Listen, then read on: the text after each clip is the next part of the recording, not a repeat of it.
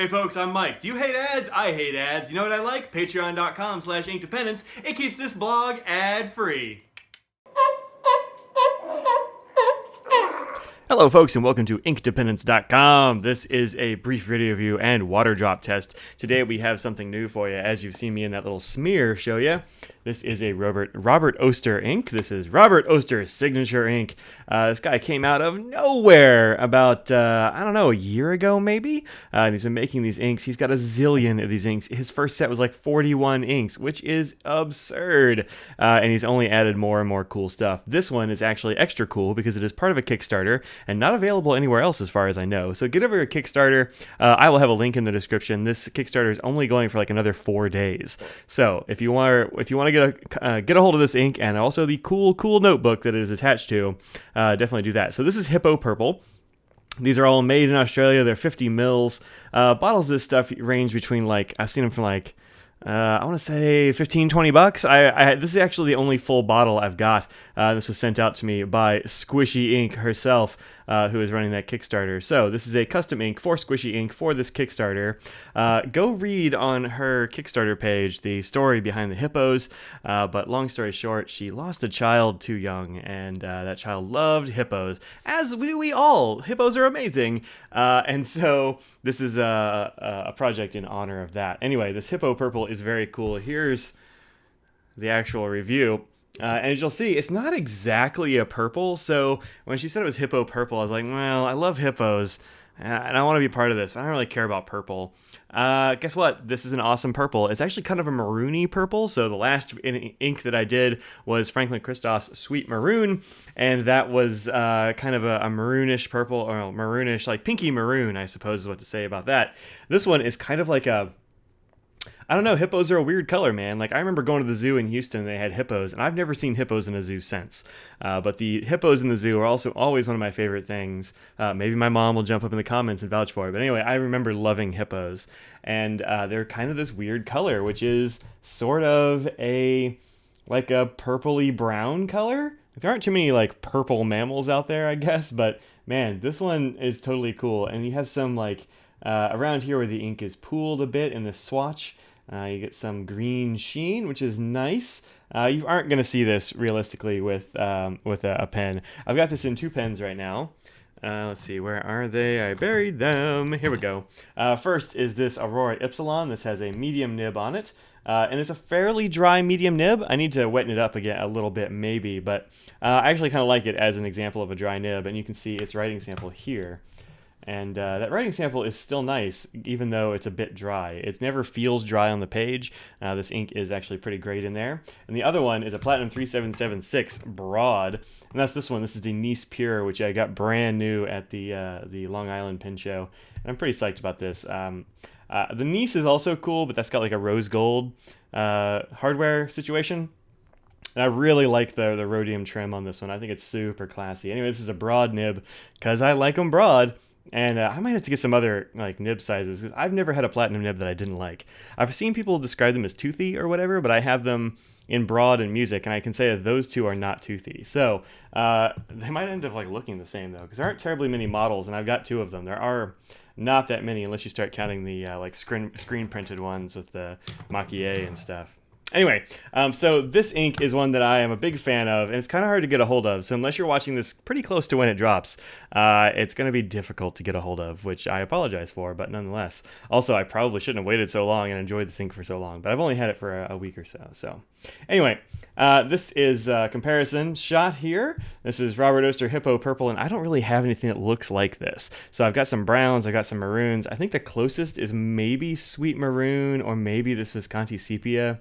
But really it's somewhere in between, because it's a brown, it's like a purpley brown, or a brown maroon, or something of that nature. And it's weird, but so cool. If you put it in something that's like putting down enough ink, then you're not going to have any problem with, getting away with this in sort of a, like a formal environment. I wouldn't think. I don't really run in formal circles very much, but I've used this quite a bit, and nobody said, oh, that's a totally weird ink. It's not like it's bright purple or something. It's like a sort of a muted color. It's really cool. As far as performance and stuff, the flow is pretty medium as far as I can tell. It's a little bit dry in the Aurora, a little bit wet in the Platinum, and that's normal for those. You get a little bit of bleed on the copy paper, as we'll see here in just a little bit, but not too much. It's a little bit. It's not perfect, but it is pretty good. Shading and sheen, I say there's some shading and no sheen. That's not actually quite true. You do see some sheen here, so I will amend that just a little bit. 86 the nope, and say some. Boop. All right, there we go. So, amended. And you can see it's actually quite a bit darker there than it was here. So maybe it's kind of darkened up a little bit. But anyway, good ink. Anyway, here's next to a bunch of things. Visconti Sepia is one that I've just like come back around to loving. Rikyucha is one of the ones that I love a lot. Platinum Khaki Black is a really interesting iron gall ink that I'm trying out for the first time. Sweet Maroon, and then Choo Choo. I wanted to try Choo Choo because Choo Choo is also technically a purple. That review is coming up sometime soon as well because I really like this. I liked it so much I had to buy a bottle. But you can see that this purple is kind of it always struck me as gray, but it is technically purple, I think. And it leans more lavender, whereas this purple leans, I don't know, more grape, maybe like a real dark grape. Maybe that's what this looks like, is real dark grapes. Anyway, real good. So let's look at it on some papers. Here it is. There we go. This is the sample on the Staples 20-pound copy paper. And you can see that there's not really any bleeding, or rather feathering and spreading here. There's a little bit maybe here at the P on purple. Like a couple of them here from that broad nib. That's a pretty wet broad nib, so I'm not shocked. That seems pretty normal on 20-pound copy paper. And also you can see like it doesn't happen all the time. That's because of inconsistencies in the weave of the paper, which is also totally normal. You do get a little bit of bleed, as I said before. So a little bit here from the medium nib, but like not much. You get just a little bit. And mostly just kind of show through with some like spots. And then here with the broad nib, you do get some more significant bleed through. But again, I've seen way worse. This is not bad. Here, I think I drew that 6 twice, and that's why it's got extra ink going on. Let's see, is it messy? Yeah, it's a little messy. I think I had 3771 or something. Anyway, whatever. So not bad performance on the copy paper. Here it is on Tomoya River. This is an ink journal with Tomoya River in it. I need to grab another one of these in DC when I see Gold Spot folks. Let's see, Okuyama, Khaki Black. Why do you keep saying that? Khaki Black. Here we go. Here's the Hippo. It is these two. And you can see a pretty big divide between these two, just in terms of like the flow and such. This one is definitely looking more like brownish, and this one looks a little bit more purpley to my eye, but both of them look cool, and I think it does really well in both wet and dry nibs. So I would definitely give this one a shot if you can get your hands on it. And here it is on some wheat straw paper. This is a currently inked journal from Pen Habit. Send Matt a thing and say, hey, get some of that. Here we go. So this is the, it looks more brown, I think, from the medium nib on this paper. But again, no real sheen, even from the more heavy broad nib on that Platinum Nice. So anyway, it looks cool. It's a very consistent sort of color, brown and purple, depending on what sort of nib you have it in. It's got a really nice character that changes. I'm a big fan of that. All right, let's take a look at the water drop test. Give that a shot. Let's zoom in a bit. Zoom. Boom. Okay. All right, let's put some water on this subject here. Trying to put too much. I'm not using a needle, so living dangerously. Let's get it on the words. Get it through there, through there. That seems good. This little X. Let's give it a little bit of blobs. Blob. Okay.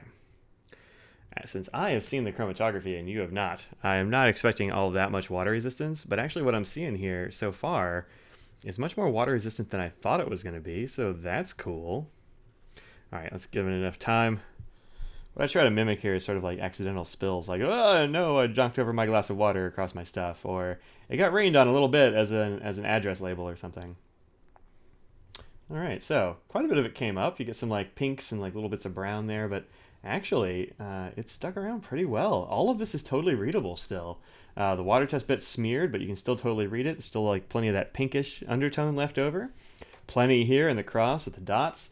And I only wrote this last night, so it hasn't been sitting here all that long. It's been a little while, but it's Rhodia, so it hasn't exactly soaked all the way through or anything. Definitely you don't see anything on the other side. So, yeah, it's pretty good. Anyway, yeah, so good behavior. Well done. I didn't think this was going to be water resistant at all, but again, it's a hippo, so maybe it's going to resist water. They like water. All right, let's see the chromatography. This is one of those very cool chromatography strips that I am a big fan of, where it ends up looking totally different from the written word.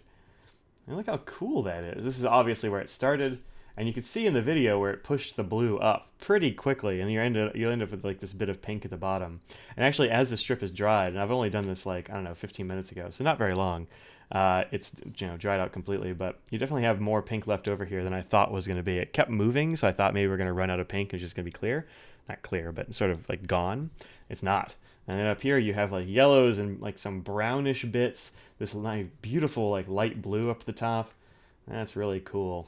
Very cool chromatography. So again, Robert Oster hitting the sucker out of the park. Man, I am a big fan of this Robert Oster stuff, and also of Squishyink. So go over to Squishyink's blog, go to her Kickstarter, get involved with that. You've got another 4 days. She's making these rad Hippo Noto books that are like full of Tomoya River paper, big, thick Tomoya River paper, like thicker than the stuff I use for sure. And I'm really looking forward to getting my hands on one of those. I've backed it. Maybe you should too. Chip in for the ink. It's not particularly expensive. So get in there and do that. I am Mike. This has been Ink Dependence. You can find me online at all the normal places. I am on Instagram as @InkDependence. I am on the web as inkdependence.com. You can email me, mike@inkdependence.com. Those are all the things. Also got a Facebook page. Dude, I got the social meets. So look at the stuff over here on the end card. You can see like the last video I did. You can see a video that YouTube thinks would be cool for you. You can hit that patron button and like become a patron. That would be amazing. I love that stuff. And that's it. So subscribe, like, comment, give me a thumbs up, hit that bell, do all of those like YouTube nonsenses, and I'll see y'all later. Peace out. Boom, boom, chicka, chicka, boom, boom, boom, boom.